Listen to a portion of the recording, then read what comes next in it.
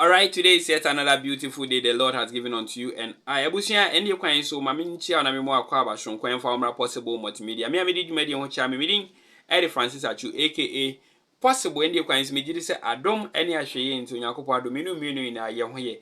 In as much as enche bia e beko akogina ballot box mu na ya kire ya adwen ewo ballot box ni mu no.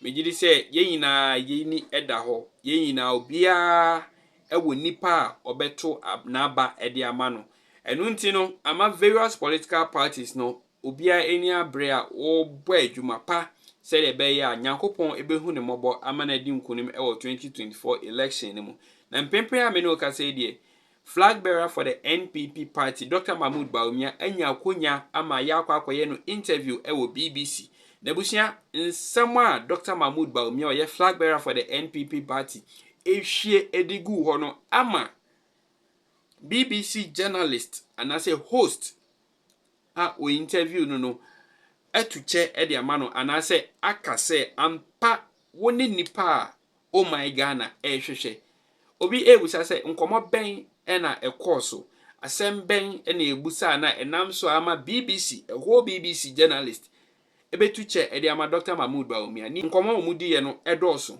but ebi efa free SHS no na ebusia me mpese me kasa no be tenten no yenko nkotie nsemde a Dr. Mahmoud Bawumia ye flag bearer for the NPP party eka editor journalist for BBC worldwide na me mpese me kasa no be tenten no eni de kwan so kame ho na yenko nkotie nsema yewura Dr. Mahmoud Bawumia eka editor dwa na feel free na cha wadwen comment section no asehye ne so mai say aha yeni atem yadwen ene ye based on dia yebehu ene de ebete ene de kwan so aha yeni atem yadwen ne ye. By the way unhu me background mu say emu ayisum kakra yisigifo ena omo aye omo neoman but with or without light I will still provide you guys content nyame insha yin na yenko jinsem no mu nchemu yabeka ye ho kakra during the reign of former President John Dramani Mahama as the president of this republic. On a BBC grantee interview, a whole and the copy must say, have you taken bribe before? Yeah, the former president, Etoto Papa, so Ananyasem Ketwa. Yeah, in fact, Mobu Nihuanimu see in front of BBC cameras. This same BBC in Yabre and Dr. Mahmoud Bawumia aye interview. Now the journalist or ye stand with respect to the kind of ideas, information, analysis with respect to governance. His Excellency the Vice President Dr. Mahmoud Bawumia out 2 days BBC journalists. Okasa about policies and programs of Nana Addo Akufo-Addo Abanya ono Vice President, the positive yields from these policies and programs. Ono ankasa as a vice president initiatives are wagina and also atiki ye nei about 90 to 95% of it a repo solid resource a big no are transfer across the globe. Some initiatives ono ankasa undertake here even countries from the western world are finding it very difficult to initiate those policies and some ahodo ena the vice president Dr. Mahmoud Bawumia in fact or they epim these BBC renowned journalists reading. What do you see as the greatest achievement so far? Well, I think that government has done a lot, as we've said, and there are many achievements, but the greatest one, in my opinion, the free senior high school.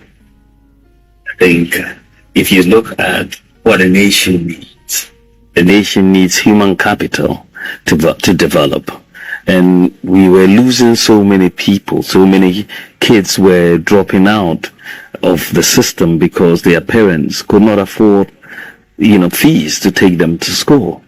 And that was a prize Ghana would be paying later on, because, if you look at it, you would see that, you will be paying that price of those kids dropping out as they may get into all sorts of deviant behavior, or, they are not going to be able to reach their potential and get jobs and all of that. So we thought that this was a major, major issue facing the country. And the president had that vision, which he articulated in the 2016 manifesto, having gone around the whole country and said, we need to bring free senior high school education so that we will get a lot of people in school. And we've been able to increase enrollment by about 70%. Which is just remarkable. You mean all these kids would most likely have been at home. And so today you're getting all of these, in school, 1.2 million children, getting an education, and their quality has not been compromised. The waxy results that just came out has shown the best performance since 2015, and we're very proud of that. And so I think that in terms of social interventions and for economic policy down the road, as you look at this impact, the impact of free SHS is not really fully going to be felt today. In another 10 to 15 years' time, this will be a whole new nation, a very educated nation. And so I believe that it is the biggest achievement because it was opposed very strongly by our opponents. The NDC came out guns blazing and said this will not stand. They advertised against it for over 40 adverts in the election campaign. They demonstrated against it. John Mahama said if he had 2 billion Ghana cedis, he would not spend it on free SHS. He would do it on something more profitable.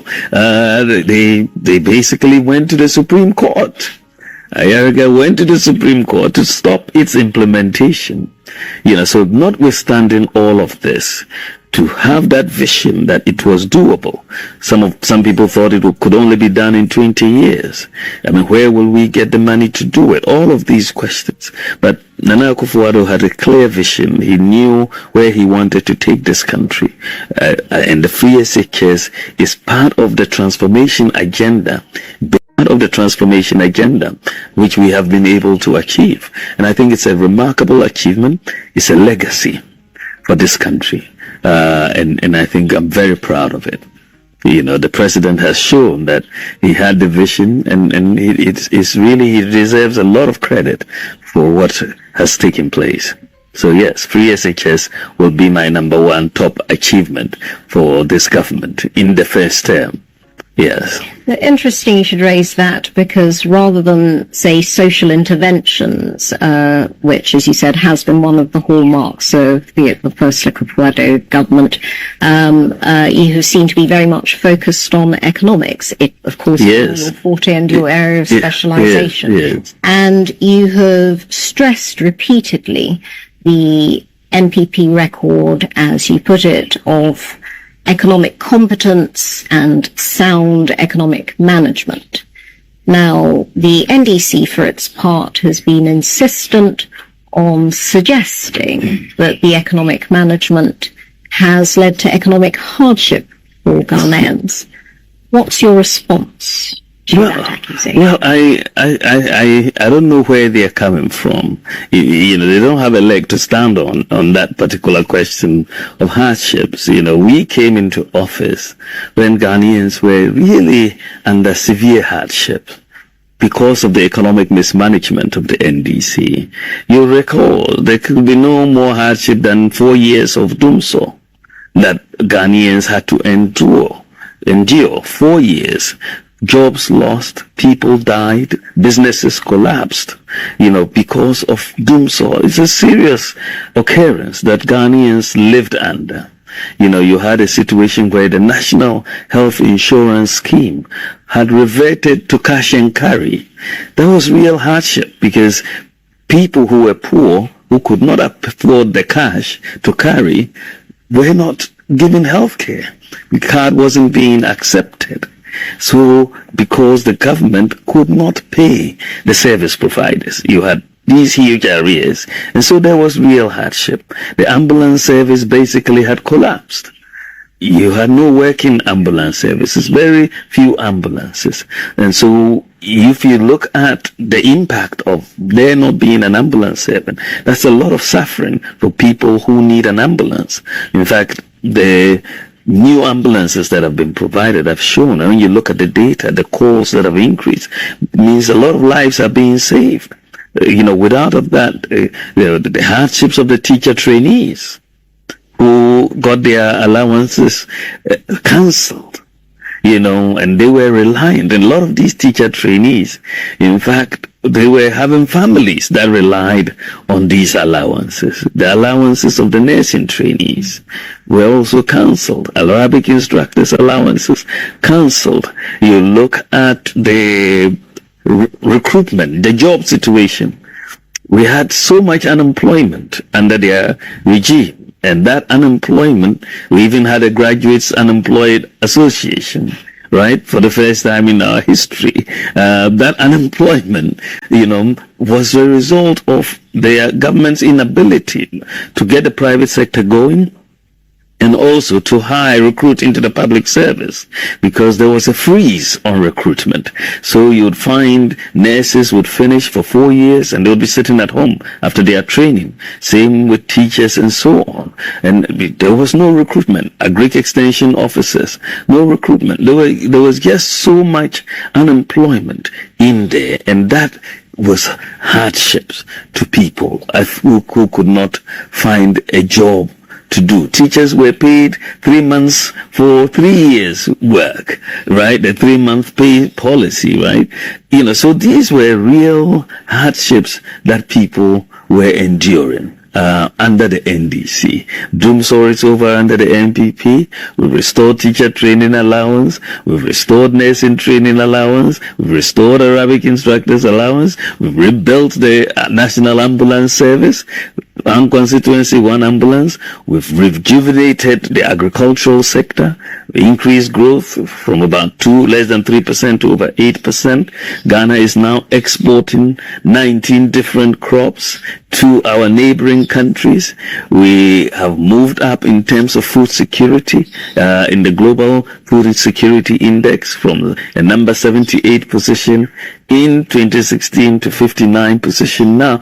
So cocoa farmers are doing better. The living income differential, the access to fertilizer is much better. You have, as I said, one constituency, one ambulance. You are hiring people in the jobs. So we've created close to over 2 million jobs that we have created across the chain. Planting for Food and Jobs, Nation Builders Call for graduates, 100,000.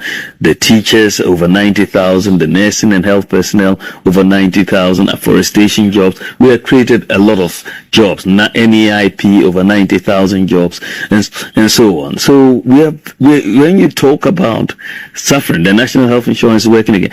When you talk about suffering, for sure, we have reduced suffering. That's the point. We haven't eliminated suffering. I think that is always going to be a work in progress as you deal with the economy. You cannot say you have eliminated suffering, but compared to what we inherited from the NDC, we have reduced a lot of suffering.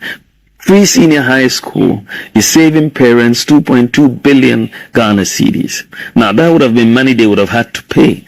And a lot of suffering. A lot of mothers had to sell their precious possessions, and fathers had to look for money to just send the kid to school. A lot of girls that you would have seen doing KIA today are going to school. That you're seeing. In fact, one of my friends said that maids are difficult to find in Accra these days because the kids are all going to school, and the parents have come and taken them and they're going to school. They were suffering before. The free SHS has reduced that suffering. So we are doing a lot of targeted things, expanded the school feeding program by 78%, LEAP program, expanded it by 53%. in just first term. So we are doing a lot that is reducing the suffering of our people. We have not eliminated it, but we are in a much, much better position. The economy is in a much, much better position to deliver better livelihoods. You've never seen a government, Nanaya, in this country that says free water for 9 months or free electricity for lifeline consumers for 9 months. It has never happened. Well, but you raise a question there that I wanted to ask you, because this story of success and unquestionable upwards 2019, the year of return and the high that brought and the fantastic economic performance of 2019 was, of course, partly derailed by the advent of COVID, which, without question, has knocked all countries across the world for six. So, do you not think that there is some justification in the sense that, as the NDC would put it, the trajectory that we took, which they see it as a high borrowing and high spending approach to get us to the point where we ended 2019, has been knocked off course by 2020? Well, I think that what is clear, as you have said, Nanaya, is that COVID has really impacted adversely almost every economy in the world because of its impact on growth, its impact on government revenues, and so on. And Ghana has not been left out. We have also been impacted. And the Minister of Finance had to go back to Parliament to present a revised budget given the implications of COVID.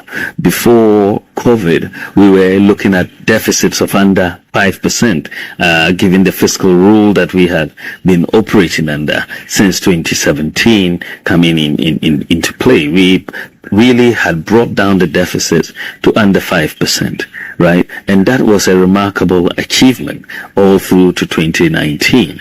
Of course, COVID presented a different case where we had to come in and protect lives and livelihoods, right? Whether it's Germany, whether it's the UK, whether it's America, even Angela Merkel said, we are not going to be looking at the statistics now. We're going to be looking at lives, right? So the president, very, very smartly said, right now, economic management is going to be focused on protecting lives and livelihoods. We want to save our people from COVID, right? And so the deficit, because revenues are falling, expenditures have to go up also to protect lives and livelihoods, PPEs, and when you ask people to stay home, they use more electricity. We want people to wash their hands, and we have to give incentives to businesses which were collapsing, and we have to give incentives to the health sector. Professionals who are saving our lives. So when you look at all of that, it meant the expenditures had to go up, even in the face of declining revenues. But we knew that this was something we had to do to save the economy, because we knew how to manage the economy. We knew how to get this economy growing again, as the president said, but we didn't know how to bring a life back. So the focus in terms of the prioritization was on lives and livelihoods. So you'd see that the deficit in 2020, we're projecting about 11.4% or so of a deficit in 2020. And that is fine.